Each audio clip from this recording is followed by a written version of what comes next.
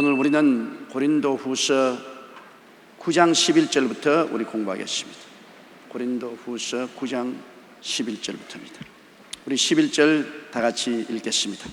너희가 모든 일에 부요하여 너그럽게 연보를 하면 저희로 하여금 만나 하나님께 감사하게 하는 것이라. 이 고린도 교회 성도들은 모든 일에 부요하다 그렇게 말했습니다. 왜 부유하는가 그 이유를 알아보면 너그럽게 연보를 하기 때문이다. 연보라는 것은 나무를 돕기 위해서 내가 심는 것입니다. 내가 조금 심는 것이 아니라 너그럽게 많이 심으니까 고린도 교회는 부유로운 교회였습니다. 부자 교회였습니다. 사람이 무엇으로 심든지 그대로 거둔다고 했는데 적게 심으면 적게 거두고 많이 심으면 많이 거두는 것은 당연한 이치입니다. 심지 않으면 잡초나죠. 우리의 삶은 우리 개인의 텃밭입니다. 하나님 앞에서 우리 개인의 텃밭에 우리는 심습니다. 종자 씨앗인 11조도 심고 그 이후에 많은 연보를 심고 난 다음에 때가 오면 하나님께서 수확을 줄 것을 우리가 기대합니다. 어떤 것은 빨리 열매를 맺고 어떤 것은 늦게 열매를 맺죠. 딸기 같은 것은 곧장 봄에 심어가지고서 수확을 거둘 수 있죠. 그러나 벼농사는 봄에 심어서 가을에 거두죠. 이와 같이 기간이 오래 걸리는 것이 있고 짧게 걸리는 게 있지만 심어 놓으면 하나님이 역사하는 것입니다. 그렇기 때문에 여러분의 삶이 텃밭이라는 것을 꼭 잊지 마십시오. 옛날에 공자님도 천불생 무록지인이여 지불생 무명지초라. 그래서 하늘에서 태어난 사람마다 녹이 없는 사람이 없고 땅에서 난 풀마다 이름 없는 풀이 없다고 그랬는데 그 녹이 바로 자기 텃밭입니다. 자기 텃밭에 얼마나 풍성하게 심렸나에 따라서 얼마나 많이 거두고 풍성하게 사는지를 알 수 있습니다. 우리가 이 세상에 살면서 먼저 하나님께 심고 그 다음 나에게 심고 그 다음에는 이웃에 심어야 돼요. 꼭 세 가지를 해야 됩니다. 하나님께 11조 꼭 드리고 그 다음에는 이제 내가 일용할 양식을 얻고 그 다음 어려운 이웃을 위해서 우리가 여러 가지 구제 활동을 합니다.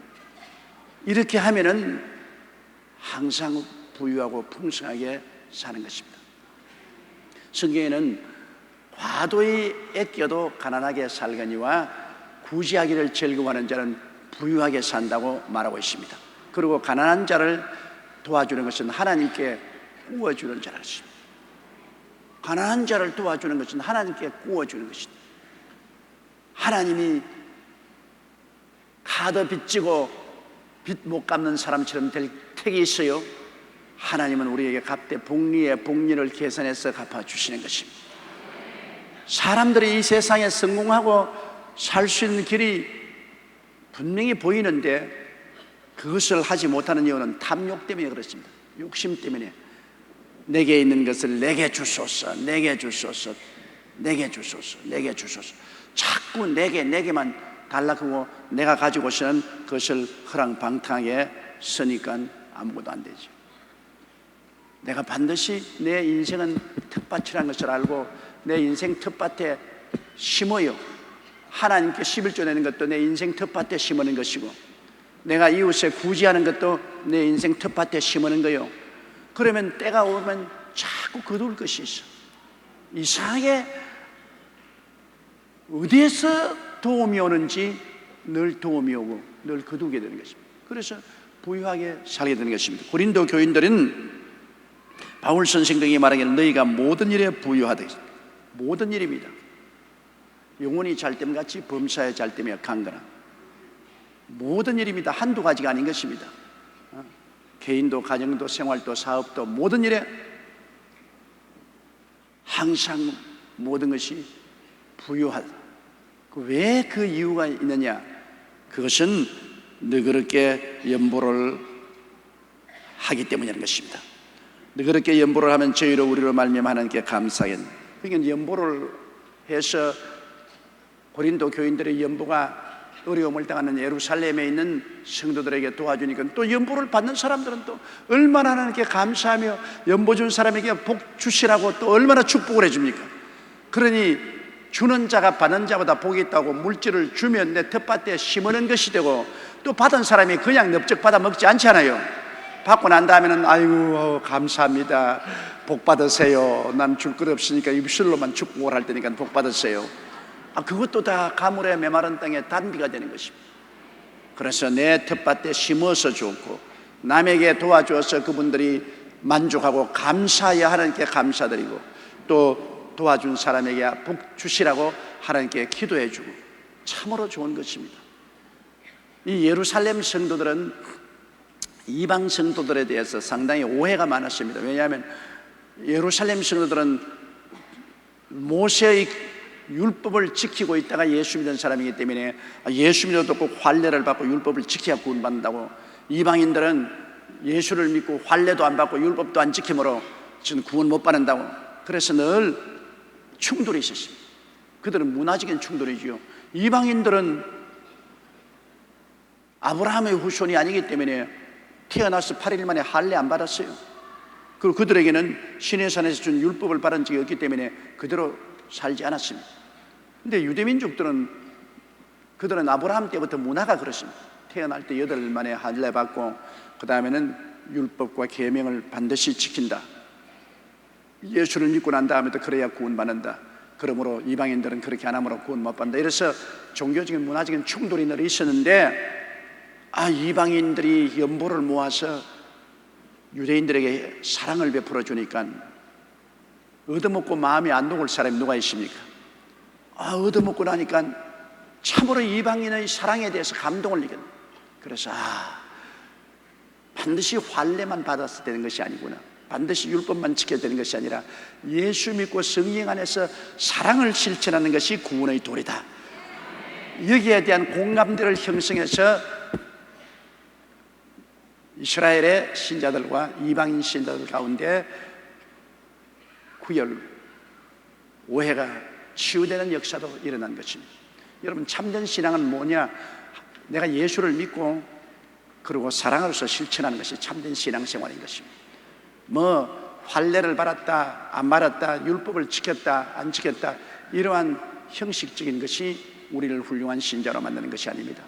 훌륭한 신자는 내가 예수를 믿고 구원을 받고 하나님의 영광을 위해서 살고 사랑을 실천하며 사는, 사랑은 모든 율법의 완성입니다. 마음을 다하고 뜻을 다하고 정성을 다하고 목숨을 다하여 주 하나님을 사랑하고 내 이웃을 내 몸처럼 사랑하는 그런 역사가 일어나면 그것이 최고의 신앙의 덕목이 되는 것입니다. 12절요. 이 봉사의 직무가 성도들의 부족함은 보충할 뿐 아니라 사람들의 하나님께 드리는 많은 감사를 인하여 넘쳤느니라. 봉사의 직분이란 참 좋습니다. 봉사는 나를 섬기는 것이 아니라 이웃을 섬기는 것이 봉사 아닙니까? 오늘 안 믿는 사회에도 여러분 봉사 활동하는 사람 많잖아요. 저 파고다 공원에서 걸식하는 노인들을 위해서 가서 점심밥을 대접한다든지 또 저녁밥을 대접한다든지 봉사활동, 또한 어려운 농어촌에 가서 봉사하는 것, 일요봉사, 봉사활동은 굉장히 가치가 있습니다. 봉사하는 사람이 그 마음속에 하나님의 일에 동참한다는 기쁨과 만족이 있고, 봉사를 받는 사람들은 굉장히 감사를 느낍니다. 그러므로 봉사는 모든 면에 크게 영광이 됩니다. 우리는 많은 일에 봉사활동을 할 수 있어야 되는 것입니다. 나만 중심 위에서 살게 되면은 점점 생명이 사라집니다. 그러나 남에게 봉사활동에서 나의 가진 것을 나누어 주면은 내 생명이 점점 부유하고 풍성하게 됩니다. 갈릴리 호수와 같이 저 요단강 물을 받아들여 가지고서 자꾸 사해로 흘러 보내주니까 갈릴리 호수는 얼마나 물이 맑고 청정하고 풍성합니까? 어족들도 많고 그 호수 물을 가지고 사람들이 마시고 농사도 짓고 합니다. 그러나 사해는 갈릴리 호수 물을 받아들여 가지고서 딱 뒤를 막고 하나도 안 내보내죠. 그러니까 염기가 너무나 꽉 들어차 가지고 물고기도 하나도 살지 않고, 물도 음료수도 안 되고 주변에 곡식도 하나도 자라지 않고 죽음의 바다가 되어버리고 마는 것입니다. 내가 자꾸 받아서 봉사하면은 생명이 넘치고 자꾸 새로운 생명이 들어오고 내가 얻은 것을 꽉 쥐고서 내놓지 아니하면 죽음의 바다가 되는 것입니다. 다 죽어버려요. 기쁨도 행복도 사랑도 소망도 죽고 축복도 죽어버리고 마는 것입니다. 인생이란 그렇게 되어 있어요. 인생이란 주라 그리하면 돌려줄 것이니 곧 후회되어 눌러 흔들어 넘치게 삼켜 주리라. 이것이 인생의 삶의 법칙입니다. 줄 수 있으면 자꾸 주는 게 좋아요. 주는 게 얼마나 힘이 든지 압니까? 아담 하와 이후로 인간은 탐욕적인 존재가 되기 때문에 탐욕은 언제나 움켜쥐는 것입니다. 그러므로 좀처럼 주지를 않습니다. 그러나 자꾸 내가 있는 힘을 다해서 몸들여 물질 들여 시간 들여 봉사를 하고 주면은 자꾸 내게 생명의 역사에는 그 주름으로 말미암아 일어나는 생명의 역사는 믿음, 소망, 사랑, 의, 평강, 희락, 기쁨, 행복 이러한 정신적인 생명의 역사도 일어나고 그 다음 환경에 물질적인 축복과 형통도 자꾸 줌으로 돌아오는 것입니다. 이 세상에 공짜 절대로 없어요. 사람이 무엇으로 심든지 그대로 거둡니다. 내가 결혼식 할 때 늘 젊은이들에게 말하는 것은 부모에게 효도하라 그 말을 하는데요. 너희가 젊었을 때는 언제나 젊을 것 같지만은 너희도 얼마 있지 않으면 늙어서 부모가 된다. 너희가 젊었을 때 부모에게 효도를 하면 반드시 그것이 자식들 통해서 내게 돌아오게 된다. 그러나 내가 부모에게 각박하게 하면은 나중에 자식들을 통해서 반드시 각박하고 눈물을 흘리게 된다. 그러므로 여러분 사람이 이 세상에 행하는 모든 일은 우주의 주인 되시는 하나님이 바라보고 계십니다. 우리가 행하는 행동은 우리 텃밭에 심는 것입니다. 잘 심으면 하나님이 잘 거두게 하죠. 못 심으면 하나님이 나중에 그것이 화가 되게 돌아오게 만드는 것이 정한 이치인 것입니다. 그렇기 때문에 우리가 시간이 있는 대로 봉사를 많이 해야 돼요. 이 봉사를 통해서 성도들의 부족함을 보충합니다. 우리가 세일 구역장, 세일 지역장들 세일을 통해서 같은 성도끼리 어려움을 당할 때 가서 기도해주고 봉사하는 일을 많이 하잖아요. 세일원들이 병들면 뭐 병원에 가서도 기도하고 기도원에 데리고 가서도 기도하고 금식하면서 기도도 해주고 그 봉사입니다. 그런 봉사가 나중에 반드시 내게 또한 필요가 있을 때 봉사로 돌아오게 되는 것입니다. 이러므로 우리는 있는 힘을 다해서 우리가 선을 베풀 수 있을 때 열심히 봉사해야 돼요. 선을 베풀 수 없을 때는 못하잖아요. 내게 힘이 있을 때, 물질도 내게 있을 때 많이 도와줘 놓으면 내가 어려울 때 도움이 오는 것입니다. 내가 힘이 있을 때 남을 많이 도와줘 놓으면 나중에 내가 힘이 없을 때 많은 도움이 돌아오게 되는 것입니다. 사람은 자기의 운명을 자기가 하나님 주신 운명을 부유하기도 하고 가난하기도 만드는 것입니다. 그것이 우리가 주느냐 쥐고 있느냐의 문제인 것입니다.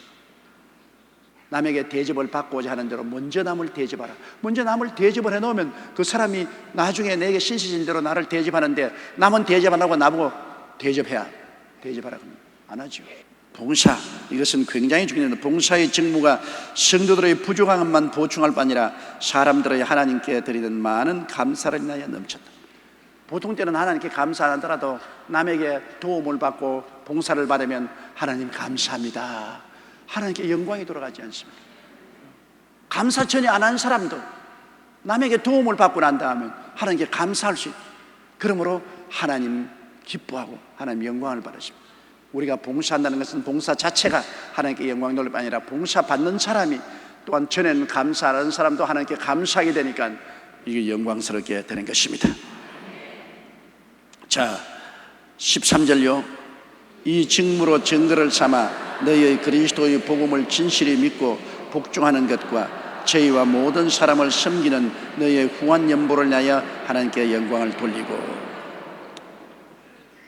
사람이 말로 가지고서 아무리 사랑한다 해도 증명되지 않으면 안 되잖아요. 말만 가지고는 안 되잖아요.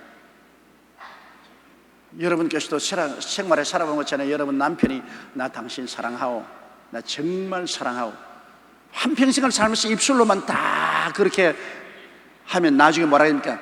입에 침이나 바르고 거짓말해라, 그렇게 하잖아요. 사랑한다면은 그림 한 통이라도 사와야지. 그래서 물 하나라도 주면서 사랑한다 하면 사랑이 진실한 것이 되지만, 입술로만 사랑한다는 것은 그건 거짓말인 것입니다. 입술로서 얼마든지 말할 수 있잖아요. 북한과 대한민국이 아무리 언약을 세워도 소용이 없는 것은, 아무리 국가 간 계약을 해도 북한이 안 지키지 않아요.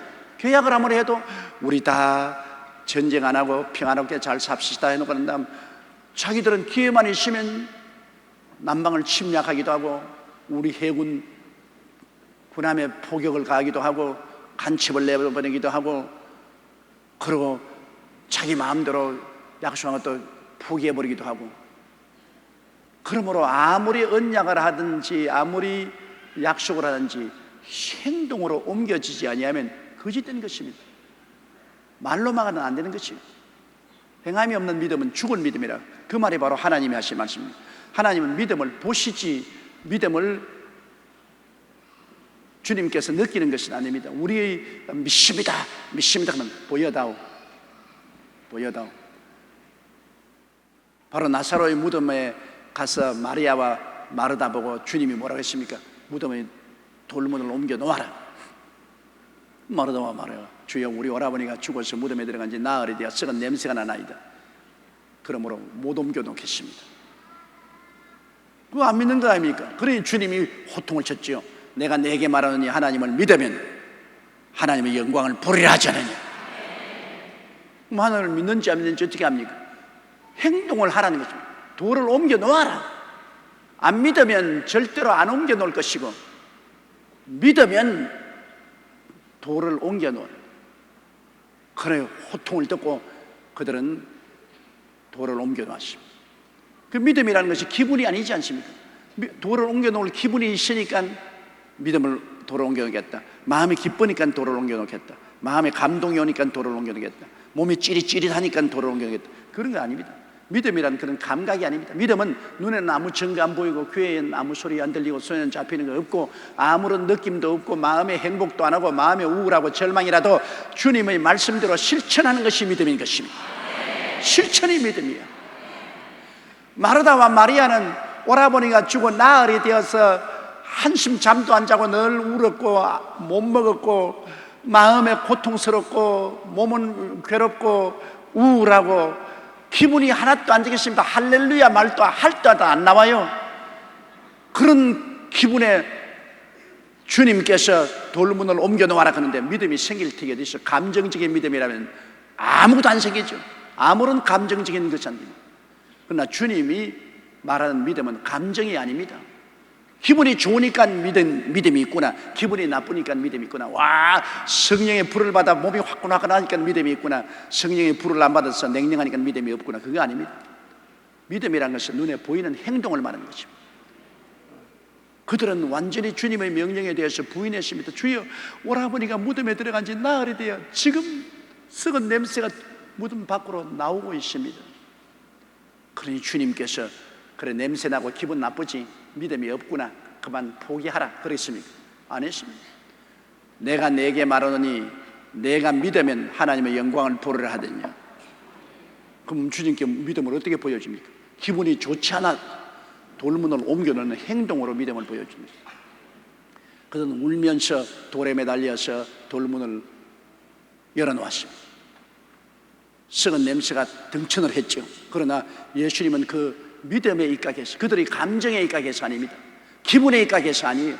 그들의 행한 믿음에 입각해서 그 무덤 앞에 서서 나사로야 나오라. 나사로가 살아서 나와버렸죠.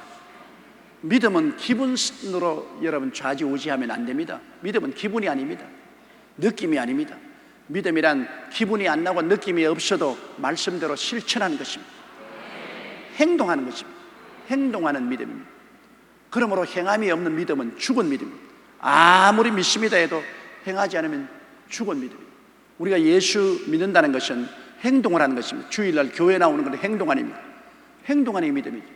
주님 믿는다는 것은 우리가 11조 드리는 것, 행동하는 겁니다. 이게 믿음 아닙니까? 또 남에게 내가 예수 그리스도를 전도하고 자랑하는 것, 그 행동으로 옮기는 것이 믿음 아닙니까? 그러므로 믿음은 눈에 보이는 거예요. 아, 나는 사람들이 다 몰라줘도 내 속으로 믿음을 가지고 있다. 거짓말입니다. 그건 빨갱이보다 더한 거짓말이에요. 믿음은 눈에 보이는 거예요. 저 사람 믿음이 있다, 저 사람 믿음이 없다. 무엇으로 합니까? 행위로 하는 것이죠. 그가 실천하는 것이고. 그렇기 때문에 고린도 교인들이 믿음이 참 많다. 이 직무로 증거를 삼아 너희 그리스도의 복음을 진실히 믿고 복종하는 것과 저희와 모든 사람을 섬기는 너희 후한 연보를 인하여 하나님께 영광을 돌린다. 왜냐하면 고린도 교인들이 다른 교회보다도 믿음이 많다. 뭘 믿음이 많는가 압니까? 연보를 많이 내기 때문이에요. 중요합니다. 사람들은 말하기를 지가 돈 깨나 있다고 돈 좀 낸다고 믿음이 있어. 나는 돈 못 내도 믿음은 너보다 좋아. 그건 자기 말입니다. 하나님은 그렇게 안 봐요. 행함이 없는 믿음은 죽은 믿음이라. 다른 것은 다 재보지 못해도 믿음은 재볼 수 있는데 뭐로 재느냐? 물질로 재볼 수 있습니다. 예수님께서 뭐라고 했습니까? 내 물질이 있는 곳에 내 마음도 있나니라. 마음에 믿음이 있는지 없는지는 그가 어떻게 물질과 봉사를 하느냐가 척도가 되는 것입니다. 남이야 누구라고 말하는 간 믿음 없이는 물질과 봉사 안 합니다. 여러분, 아침에 일찍 일어나서 내가 주일날 새벽에 오면 우리 남녀 선교회 회원들 저 길거리에 서서 벌써 봉사하고 있습니다. 에이, 뭐 새벽에 나와서 교통 정리하고 봉사하고. 그래도 나는 그런 것 안 해도 내가 믿음이 더 많다. 그건 자기 생각이지. 하나님은 그렇게 생각 안 해요. 하나님은 그 사람들 보고 너 믿음이 크도다. 아침 진짜 안 자고 나와가지고서 봉사하는 그 행동이 그 믿음이 크도다. 그분들이 믿음으로 기도할 때 하나님 들으시오. 나는 아무 봉사도 안 하고 행동도 안 하면서 나는 마음에 뜨거운 믿음을 가지고, 그건 자기 느낌이죠. 느낌은 믿음이 아닙니다. 자기 감정이죠. 자화자찬이죠. 그건 믿음이 아니죠. 실천하는 믿음이 믿음인 것입니다. 고린도 교인들이 칭찬을 받은 것은 이 고린도 교인들이 자기들 쓰지 않고 연보를 많이 내어서 이웃에 고난당하는 성도들을 위해서 돕겠다고 남았다. 이것이 모든 사람이 보는 앞에서 믿음의 증거가 되었다. 이야, 고린도 교회 대단하다. 고린도 교회가 그 많은 연보를 내어서 예루살렘 교회를 도와주었다. 그러므로 모든 사람 앞에 증거가 되었어요. 믿음의 증거가 되었다. 무슨 일에도 증거가 있어야 되지 않습니까? 사랑하는 것도 증거가 있어야 되고, 충성하는 것도 증거가 있어야 되고, 헌신하는 것도 증거가 있어야 되는데 고린도 교인들의 믿음의 증거가 딱 있어요. 그만한 연보를 낸 교회하고 연보를 안 낸 교회하고 차이가 되십니까? 뚜렷하겠지요. 그러므로 고린도 교인들은 이 직무를 증거로 삼았습니다. 연보를 드리는 이것이 믿음의 증거가 되어서 이 사람들이야말로 그리스도의 복음을 진실히 믿는다. 입술로만 믿는 것이 아니라 진짜로 믿는다. 진짜로 믿는다. 행함이 있으니까 진짜로 믿죠. 행함이 없는 것은 가짜로 믿죠. 사랑의 진실성도 헌신과 봉사로서 할 수 있잖아요. 여러분이 언제 우리 남편이 나를 진짜 사랑해 주는구나, 언제 느낍니까? 나에게 잘해줄 때 느끼지. 그렇잖아요. 자기 혼자 그냥 밤늦게 들어와서 아침 일찍 나가고 자기 혼자 잊은 것이면 자기 혼자 다 먹고 자기 살 것 다 입고 휴일에는 가족들도 안 들르고 자기 혼자 휙 놀러 나가고 그러면서 나 사랑해, 무조건 내 말 믿어, 사랑해. 그러나 특별한 일이 아니면 일찍이 집에 들어오고 가족들 생각하고 그건 부담이 됩니다. 그리고 또 자기가 쓸 것 안 쓰고 가족들 위해서 필요한 것 사다 주고, 휴일날 다른 사람 다 개인적으로 단체 놀러 가는데 가족들 애들 데리고 봉사하고, 그러고 난 다음 내가 당신과 가족들을 얼마나 사랑한지 알지. 알고 말고요. 당신의 행위를 통해서 알죠. 알고 말고. 어떤 젊은 남편이 내게 와서 불평을 말합니다. 목사님, 그런 설교 좀 하지 말아 주십시오. 얼마나 부담이 되는지 압니까? 집에 일찌감치 저녁에 들어오면 마누라가 잔소리를 많이 하기 때문에 너무나 괴롭습니다. 친구들하고 한잔 들이키고 있으면 얼마나 즐거운지 몰라요. 그러기서 마누라 잔소리 안 들으려고 일부러 오래 늦게까지 밖에서 마시고 있다가 들어오죠. 그리고 휴일날 마누라 데리고 자식 봉사하려면 너무나 힘이 들지 않아요? 그러니까 휴일날 친구들하고 골프 치러 가고 등산 가고 놀러 가면 얼마나 좋지 않아요? 인생을 그렇게 살아야 되는데 목사님이 자꾸 교회에서 말이지 사랑을 실천하라, 뭐 사랑의 증거를 보여라니까 마누라가 목사님이 그렇게 말을 하더라고 말이야. 당신은 가짜라고. 괴롭다고 목사님 그런 설교 좀 하지 말아달라고 그러더라고. 나도 그 설교 안 하고 싶을 때가 많아요. 왜냐? 나도 그 설교 해놓고 내 말에 내가 묶이니까. 그러나 진리는 거짓이 되지 않지 않습니까? 사랑의 진실성은 봉사에서 보여지는 것입니다. 행함이 없는데 무슨 사랑이고 믿음이 있는 것입니까? 이러므로 정말로 우리의 삶의 증거라는 것은 너무나 뚜렷합니다. 사랑의 증거도 있어야 되고 믿음의 증거도 있어야 됩니다. 지극히 적은 것이라도 우리의 진실성이 증명돼야 돼요. 이 세상에는 증명 안 되는 것은 다 거짓말입니다. 재판소에 가서 재판받을 때도 여러분 증거를 내놓아야 재판에 이기지, 말만 잘한다고 재판에 이기지를 못해요. 모든 일에 그 진실성을 증거해야 돼요. 그와 같이 하나님도 그러시다고요. 하나님도 뭐 악한 자나 선한 자에게 다 햇빛을 비추고 비를 주시지만, 그러나 하나님을 사랑하고 충성하는 사람 하나님이 더 사랑하지 않아요? 성경에도 저가 나를 사랑한 적 내가 저를 건지려고 했는데, 하나님도 그렇다고. 근데 하물며 우리 인간이야 안 그럴 수가 있어요. 그러므로 고린도 교인들은 칭찬할 만합니다. 그들은 봉사를 증거로 삼아서 진실리 하나님을 믿고 복종하는 것을 증거했습니다. 이러므로 모든 사람에게 영광이 되고 칭찬이 되었던 것입니다. 14절요. 또 저희가 너희를 위하여 간구하며 하나님의 너희에게 주신 지극한 은혜를 인하여 너희를 사모하는 것. 그러니까 예루살렘 교회가 이 도움을 받고 난 다음 너무 감사해 가지고서 기도할 때마다 우리 주여 세 번 부르고 고린도 교인을 위해서 기도합시다. 주여, 주여, 주여, 고린도 교인들에게 복을 허락하여 주시옵소서. 자연적으로 고린도 교인들이 그들에게 은혜를 심었으니까 기도로 갚아주지 않아요.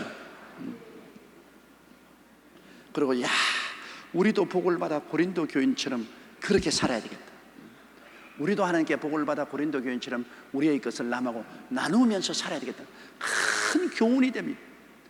고린도 교인들을 사표로 삼고 사모하게 됩니다.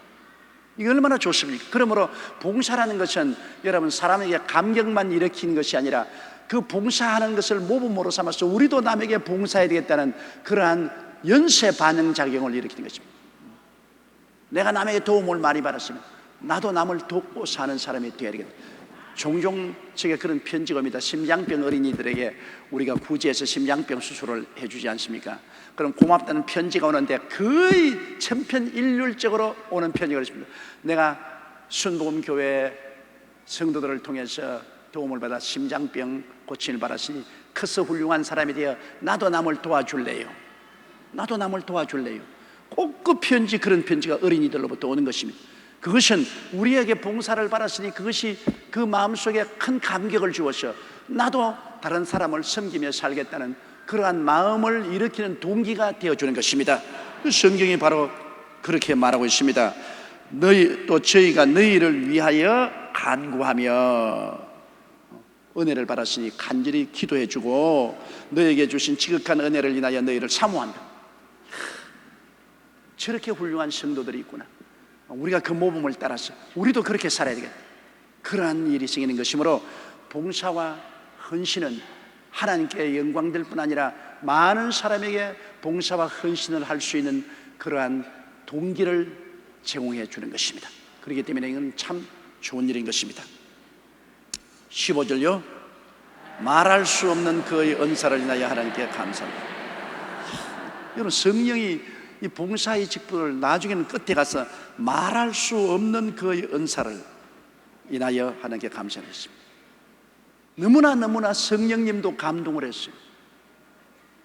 사람이 어려운 가운데 물질을 가지고서 봉사하는 것은 말할 수 없는 은사랍니다. 하나님의 은혜를 받아야 물질이 나와요. 은혜를 안 받으면 물질 안 나와요. 물질이 뭡니까? 우리 생활의 피와 같습니다. 생활의 피와 같아요. 피와 같은 그 물질을 내가 은혜 안 받고 내놓습니까? 은혜 안 받으면 꽉 쥐고 있죠. 그러나 이 물질을 내가 봉사로 하나님 사업을 위해서 드린다는 것은 내가 은혜를 받으면 아까운 것이 하나도 없어요. 옛날에 우리 취하실 목사님이 신학교 시절에 그 샤틀 공장 사장을 하셨는데, 인천에 가서 샤틀 공장 기계 북 있습니까? 북이 왔다 갔다 하는 그거를 감나무를 가지고서 진주에서 공장에서 만들어 가지고서 각 방직 회사에 납품을 했는데, 인천에 가서 그 방직 회사에 납품을 해서 돈을 한 보따리 가지고서 서울로 올라오다가 모 목사님이 집회하는 집회에 참석해서 은혜를 받고 난 다음에 감동을 해가지고서 그 수고만 돈을 다 줘버리고 왔어요. 그래 신학교에 들어와서 자기도 빚이 많이 짊어지고 있고 공장이 지금 파산지경에 이르렀는데 그 수고만 돈을 집회에 가서 은혜 받고 다 줘버렸어요. 내가 보니까 미친 사람 같더라고요.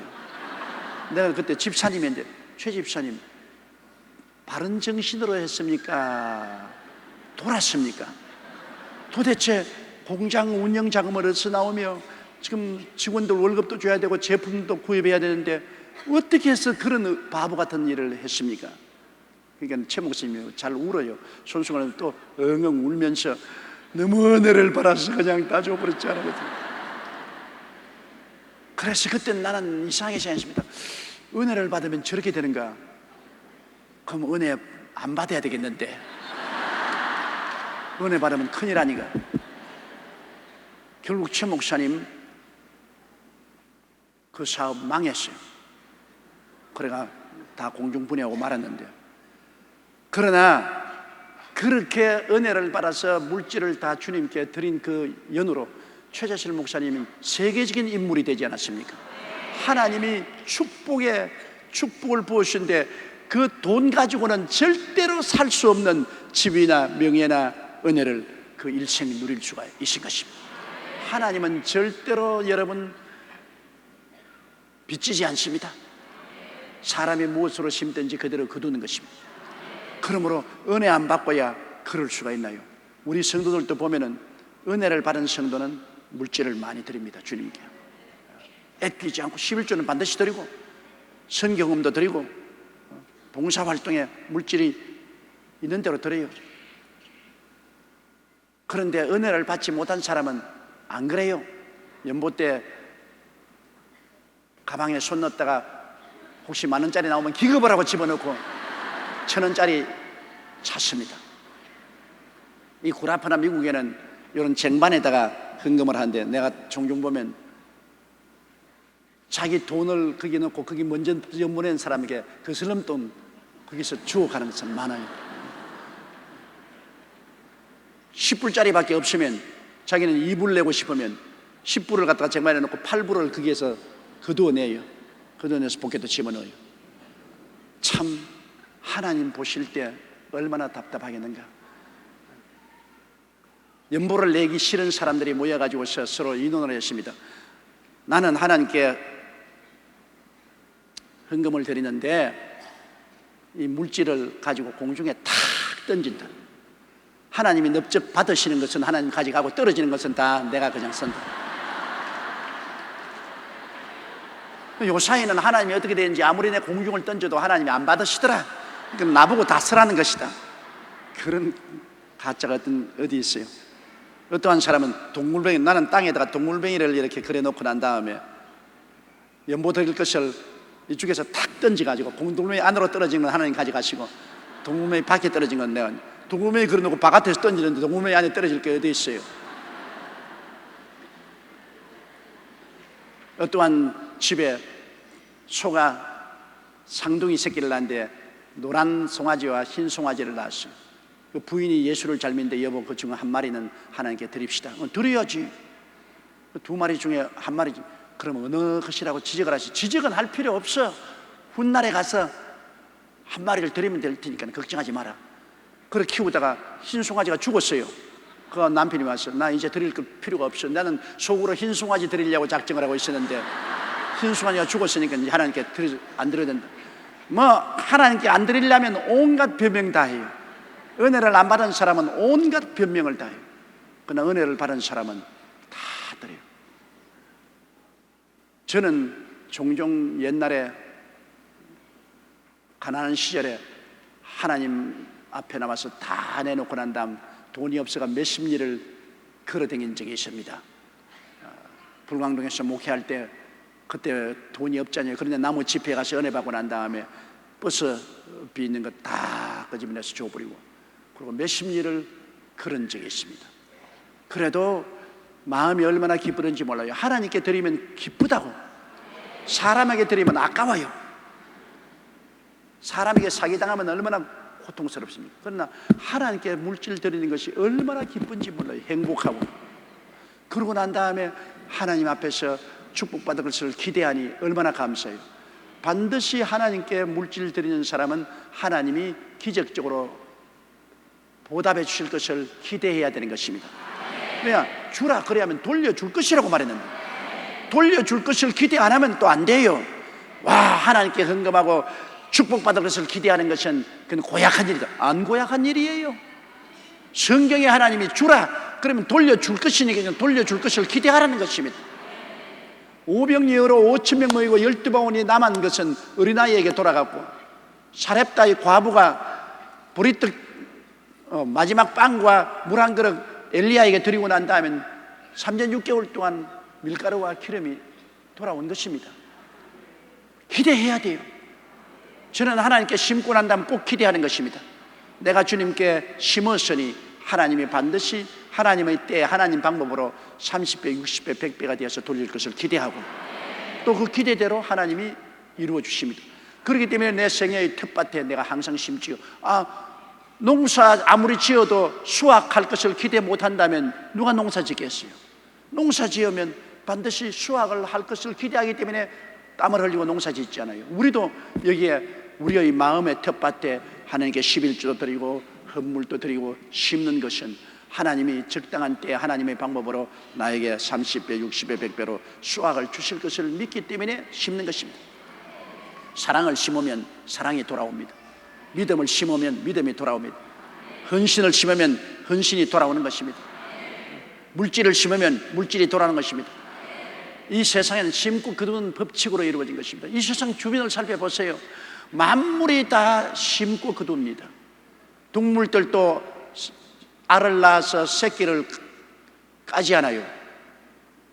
알을 낳아서 새끼를 까지 않으면 후손이 끊어지잖아요. 그러니까 알을 심는 거예요. 새끼를 까고 그 새끼가 또 알을 까고 그렇습니다. 모든 식물들도 다 자기 씨를 심지 않아요. 자기 씨를 심어서 다시 그 식물이 이 지상에서 생겨나는 모든 것이 심고 거두는 것입니다. 그러므로 우리 인생들도 이 하나님의 법칙을 깨달아야 됩니다. 이것은 영적인 법칙이요 물질적인 법칙인 것입니다. 구원도 그래서 하나라의 미랄이 땅에 있으면 그들의 거니에 죽으면 많은 열매를 맺는다고. 예수님이 내가 하나라의 미랄이다. 내가 살아있으면 내 혼자 있지만 내가 죽으면 많은 열매를 맺는다. 그래서 예수님이 생명의 씨앗이 되어서 십자가에 우리 인류를 위해서 몸짓고 피 흘려 죽으심으로 오늘날 얼마나 많은 열매를 맺었습니까? 예수님의 생명의 씨앗을 받아서 맺은 열매가 여러분 아닌 것입니다. 구원도 여러분 심고 거두는 법칙에 의해서 구원이 오는 것입니다. 미국 사람들이 한국에 와서 목숨을 바쳐서 복음을 심었기 때문에 오늘날 우리 한국에 1200만의 기독교인들이 예수를 믿고 구원을 받게 될 것입니다. 누가 심든지 심어야 거두는 것입니다. 심지 않으면 거두지 못해요. 우리 여의도 순복음교회를 주님께서 세우셔서 오늘날 한국과 전 세계 복음을 전하게 하셨다. 우리가 자꾸 심어야 돼요. 심으면 우리에게 하나님의 축복도 돌아오고 하늘나라도 왕성해지는 것입니다. 그러므로 여러분께서 꼭 아세요. 하늘님께 심고 내게 심고 이웃을 위해서 심는 그런 생활을 반드시 하십시오. 그러면 여러분이 기도가 응답되고 부족함이 없는 삶을 살게 되는 것입니다. 하나님은 이 성경 말씀대로 모든 일에 항상 모든 것이 넉넉하여 모든 착한 일을 넘치게 하려 함이라고 말하는 것입니다. 내가 착한 일을 넘치게 하면 그것이 또 연쇄반응을 일으켜서 모든 일에 항상 모든 것이 넉넉하도록 추수를 거두게 만들어주는 것입니다. 심고 거두는 법칙은 언제나 연쇄반응을 일으키는 것입니다. 여러분께서 남에게 많이 축복을 해주면 여러분에게 축복이 돌아오고, 남에게 많이 기도하면 여러분에게 또 다른 사람이 기도로서 축복해 주는 것입니다. 난 오랄 로버트 목사님 설교 중에 그런 말을 들었습니다. 자기 대학에 여자 교수가 있는데 이 유방암으로 너무나 고통을 당하고 하나님 유방암을 고쳐달라고 기도를 하고 있으니까 하나님 말씀에는 너 위해서 기도하지 말고 자기가 아는 다른 사람 남자가 위암으로 죽어가고 있는데 그 위암으로 죽어가는 사람이 낫게 하기 위해서 기도하라고 그래요. 그래서 자기도 아픈데 괴로운데 철회하고 금식하면서 그 위암 환자가 낫도록 간절히 기도를 하다가 보니까 나중에 자기의 유암이 나아버렸어요. 내가 다른 사람의 치료를 위해서 심으니까 치료가 돌아와서 자기가 치료되고 마는 것입니다. 따라 말씀했어요. 주라. 그리하면 돌려줄 것이니 곧 후이되어 눌러 흔들어 넘치게 하여 안 끼어주리라. 줄 때는 조금 주고 받을 때는 막 굉장히 받습니다. 되로 주고 말로 받는다. 굉장히 하나님은 좋은 하나님이라 여러분의 심는 씨에 대해서 풍성하게 해서 돌려주기를 원하시는 하나님이신 것입니다. 그러므로 심고 거두는 법칙은 물질에만 적용하지 말고 모든 일에 적용하십시오.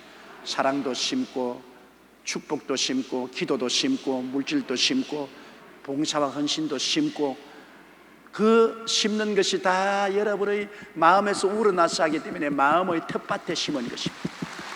나중에 거두게 되는 것입니다.